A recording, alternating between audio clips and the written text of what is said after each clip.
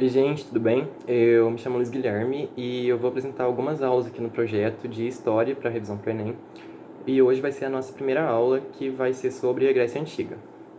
Bom, a primeira coisa que a gente tem que saber sobre a Grécia Antiga é que a história dela é dividida em 5 períodos diferentes, que são o período pré-homérico, período homérico, período arcaico, período clássico e período helenístico. E, começando pelo período pré-homérico, a coisa que a gente mais precisa lembrar dele é sobre a formação da Grécia Antiga. A gente precisa ter em conta que a Grécia Antiga não é a mesma coisa que a Grécia atual em territórios, tem diferenças de territórios, e na verdade eram diferentes cidades que formavam o que a gente chama de mundo grego, não era como se fosse só um país.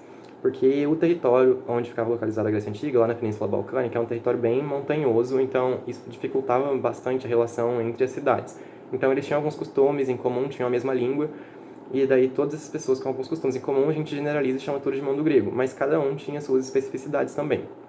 E a formação desse mundo grego aí se deu por vários povos, e o principal que a gente precisa lembrar deles são os povos aqueus, que também eram conhecidos como povos micênicos, porque esses povos micênicos dominaram a região da ilha de Creta e estabeleceram ali uma civilização importante, que foi a civilização creto-micênica. E uma coisa importante desse período também é que nele teria ocorrido a Guerra de Troia. Ele vai mais ou menos, o período vai mais ou menos do século XX a.C. até o século XII a.C., mas não precisa se preocupar tanto com essas datas. Mas a Guerra de Troia teria ocorrido por volta do ano 1200 a.C.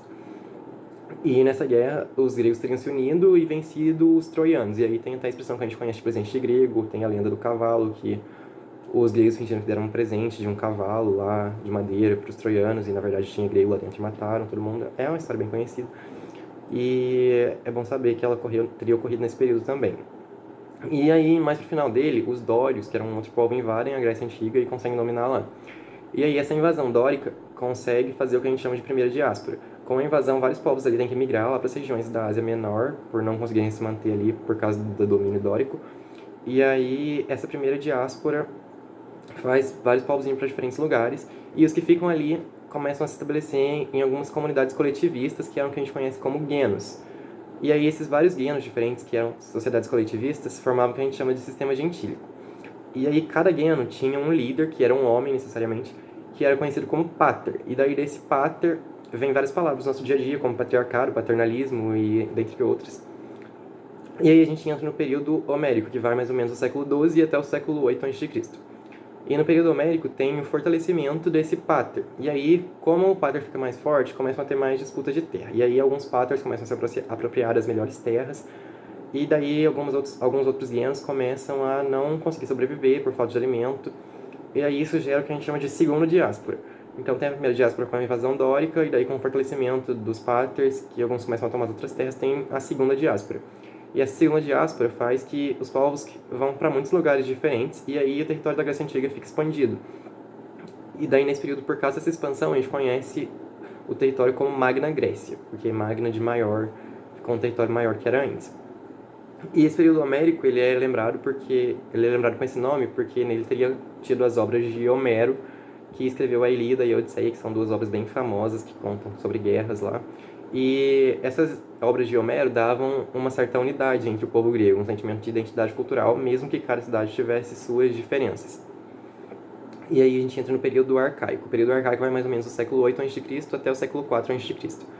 E no período arcaico começa o poder na mão de poucos, que é o que a gente chama de oligarquia, significa literalmente isso, poder na mão de poucos. Porque antes do período arcaico já tinham os reis, apesar de ser cidades pequenas, tinham já seus reis, e na oligarquia o poder do rei começa a ficar menos centralizado em uma pessoa só e mais dividido entre os aristocratas nobres. Aí essa oligarquia diminuiu o poder na mão do rei. E é bom lembrar que o comércio aumentou, né, no período arcaico, e isso fez com que as cidades crescessem. Então, por crescer, começaram a murar as cidades, e aí formou o que a gente conhece como polis. Polis é uma coisa super importante da Grécia Antiga, não pode esquecer desse nome. As polis eram basicamente cidades-estados, que a gente chama de cidades-estado justamente porque elas eram muito independentes entre si. Então, cada uma tinha sua política, cada uma tinha sua educação, eram bem diferentes umas das outras e bem independentes. Mas ainda assim, ainda mantinha alguns costumes em comum e a língua que mantinha tudo isso ainda dentro do que a gente conhece como Grécia Antiga. E aí tem duas polis importantes, que eu já vou falar mais pra frente, que são Atenas e Esparta. Mas também é importante lembrar uma coisa que todas as polis tinham, praticamente, que era a Ágora. A Ágora era uma praça onde os cidadãos das polis iam debater suas ideias e se juntavam lá para tomar decisões políticas. E também tinha um outro território que basicamente todas as polis tinham, que era conhecido como Acrópole, que era um ponto alto da polis onde tinham edifícios e templos importantes. E no final já do período, começa a ocorrer a queda da aristocracia, porque tem conflitos de nobre contra nobre e tem muita insatisfação popular. E aí isso vai enfraquecendo a aristocracia e aos poucos a aristocracia vai diminuindo e isso dá início a novas formas de poder. Como, por exemplo, a tirania, que é basicamente uma ditadura, onde alguém toma o poder e começa a governar sozinho, e a democracia, que o berço dela foi em Atenas. E aí já vai entrar e falar da polis de Atenas e da polis de Esparta, que são duas polis importantes para saber algumas características de cada uma. A polis de Atenas, ela é conhecida principalmente pela democracia, mas também é importante lembrar que ela é importante para o comércio de vinho e de azeite. Mas a principal coisa que você tem que lembrar em Atenas, pensou em Atenas, você precisa pensar em democracia. Porque enquanto alguns territórios próximos de Atenas ainda tinham uma figura de um rei deus, de uma divindade como rei, de um rei colocado pelos deuses, Atenas já era liderada em algumas épocas por 9 arcontes, que eram uma espécie de governante que tinha em Atenas. E esses 9 arcontes, eles eram escolhidos por uma eleição, então já pode ver aí que é bem diferente de outros territórios que ainda tinham um rei totalmente centralizado. Mas ainda assim vai ficando mais democrática com o tempo, tem vários legisladores importantes que fizeram algumas reformas em Atenas, e eu vou deixar aqui na descrição do vídeo um PDF com alguns legisladores e o que é importante guardar de cada um deles, porque senão vocês vão ter que ficar voltando para ver cada coisa de cada legislador. E eu vou falar aqui no vídeo só do mais importante, assim, que foi o Clístenes, mas vejam o PDF, que é importante saber dos outros também. O Clístenes é conhecido como o pai da democracia, porque no governo dele lá em Atenas, a política ficou ainda mais direta. Todos os cidadãos de Atenas participavam ativamente da política. Mas aí tem um problema que já caiu em vestibular sobre isso. A cidadania ateniense não era dada a todas as pessoas que moravam em Atenas. Só 9% da população, mais ou menos, tinha a cidadania, era considerado cidadão. Porque para ser cidadão tinha várias restrições. Você não podia ser estrangeiro, você tinha que ser maior de 21 anos, tinha que ser homem, tinha que ser alfabetizado, e mais algumas restrições ainda, então era bem difícil conseguir isso. Mas mesmo assim, todos que eram considerados cidadãos lá em Atenas conseguiam participar ativamente da política. Então isso é uma coisa que tem que estar bem em conta de Atenas. E tem alguns grupos sociais que eram importantes também, como os eupátridas, como os metecos, que eu vou deixar aqui na descrição também um PDF explicando melhor cada grupo, porque é uma coisa curtinha, mas para não ter que ficar voltando é melhor vocês lerem. E aí também tinha a outra polis importante, que é conhecida por Esparta. E se em Atenas, se você pensar em Atenas, tem que pensar em democracia, em Esparta, se você pensar em Esparta, você tem que lembrar de coisas militares. Era uma polis bem militarizada, assim. E nessa polis tinha uma educação bem diferente da nossa, que a gente olha com maus olhos hoje em dia, porque os meninos lá de Atenas, eles tinham que ir para a escola com 7 anos, e eles tinham que ficar lá até os 18, e nessa escola eles precisavam formar bons guerreiros. Então os meninos, para ficarem resistentes, eles muitas vezes eram expostos ao frio, tinham que passar fome, e umas coisas que a gente pensa que hoje seria como uma espécie de tortura, mas eles não vinham com esses olhos, porque o sentimento guerreiro que eles tinham, a figura do herói, de guerrear, era muito forte. Então as mães mandavam os filhos para lá e nem pensavam nisso com maus olhos. Mas em contrapartida, as meninas que nasciam, elas não tinham essa formação militar, obviamente. Na verdade, o que eles queriam é que elas fossem boas mães. Então elas eram mandadas para as outras escolas, onde elas aprendiam coisas que eles consideravam mais femininas, como costura, como ginástica, música. E é bom lembrar disso. E em Esparta também tinha um órgão de governo que era conhecido como gerúsia. E essa gerúsia era composta por 28 anciãos, e esses 28 anciãos escolhiam 5 éforos, que eram uma outra espécie de cargo de governo, que era voltado para o poder executivo. Só que é bom lembrar que esses 28 anciãos, eles tinham um cargo vitalício, não era assim, uma eleição como em Atenas, e os éforos eram escolhidos só por eles. E em Esparta também é bom saber que lá era uma diarquia, que a gente não está muito acostumado com isso, né?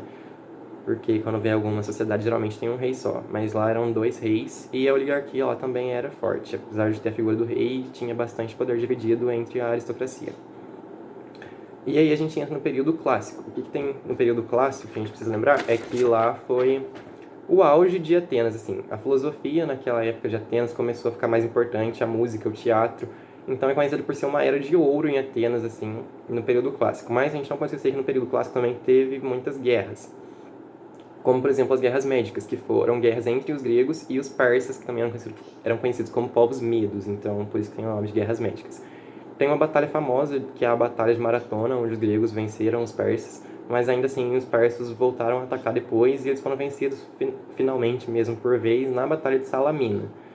Os gregos conseguiram vencer eles, e no meio dessas guerras tem uma figura importante, que tem até filme sobre, que são os 300 de Esparta. Esses 300 de Esparta foram 300 soldados de Esparta que lutaram contra o exército persa, mas eles perderam, só que apesar disso eles conseguiram fazer uma boa destruição no exército persa, e também eles conseguiram retardar o tempo que o exército persa ia levar para chegar até lá em Atenas. E aí, quando os persas conseguiram chegar em Atenas, os atenienses tinham fugido dali, eles não estavam mais na cidade.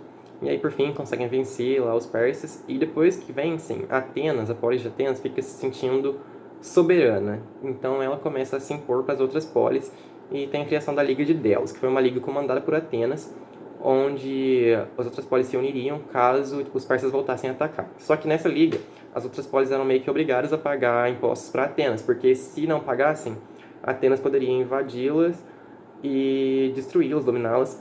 Então ficou um domínio bem forte assim, de Atenas entre as outras. Só que nisso fez com que aumentasse a rivalidade de Esparta com Atenas também, porque Esparta também era forte. E aí, em contrapartida da Liga de Delos, a Esparta foi e criou a Liga do Peloponeso, que era uma espécie de liga rival à Liga lá de Atenas. E aí deu uma briga entre as duas. Corinto, que era uma outra polis, começou a ser pressionada por Esparta e pediu ajuda para Atenas. E aí isso tudo desembocou numa guerra que é conhecida como a Guerra do Peloponeso, que foi uma guerra entre espartanos e atenienses. E aí essa guerra durou mais ou menos 27 anos e Esparta conseguiu sair vencedora. Mas as duas polis saíram bem enfraquecidas e a soberania espartana, assim, não durou muito tempo também, porque depois de 9 anos Esparta foi dominada por outra polis que era conhecida como Tébano. Então essa soberania não durou muito tempo. E aí a gente entra no último período da história, que é o período helenístico. No período helenístico, Esparta e Atenas voltam a brigar e outras polis começam a brigar muito também entre si. E aí tem muitas guerras de grego contra grego que a gente chama de guerras fraticidas. E essas guerras fraticidas fazem com que as polis fiquem bem enfraquecidas. E isso dá espaço para várias polis, incluindo Atenas, serem dominados por um povo que eles nem se preocupavam muito até pouco tempo atrás, que é o povo macedônico. E aí os macedônios conseguem dominar Atenas e outras polis. Felipe II era o rei na época e conseguiu dominar Atenas. E depois que Felipe II morreu, ele deixou seu legado para o seu filho, que é bem conhecido, que é Alexandre o Grande. E aí Alexandre o Grande conseguiu dominar mais territórios ainda. Alexandre o Grande fez um dos maiores impérios da história. E ele conseguiu dominar tanto povos lá da Grécia como povos do Oriente. E isso aí gerou o que a gente chama de cultura helenística, porque os gregos eles se autoconheciam como helenos e não como gregos. O nome gregos veio dos romanos e a gente adota e usa até hoje, mas eles mesmos se reconheciam como helenos. E aí, como o império ficou muito grande, eles começaram a ter uma fusão cultural, os helenos começaram a ter uma fusão cultural com os povos do Oriente. E aí essa fusão cultural gerou uma cultura que a gente chama de cultura helenística. E isso é bom ter em conta, a diferença entre helenístico e helênico. O helênico tem a ver só com os gregos e helenístico tem a ver com essa fusão cultural. E aí, depois, no tempo, o Alexandre o Grande morreu e aí eles não conseguiram manter o império tão forte mais. Seu território foi dividido em 4 partes lá nos generais. E aí, no fim da história, sim, da Grécia Antiga, que precisa saber, Atenas acabou sendo dominado pelo Império Romano. E aí acaba as coisas mais importantes que a gente precisa saber da Grécia Antiga. E a aula fica por aqui. Na próxima aula a gente vai falar sobre Roma. Tchau, gente. Obrigado por assistirem.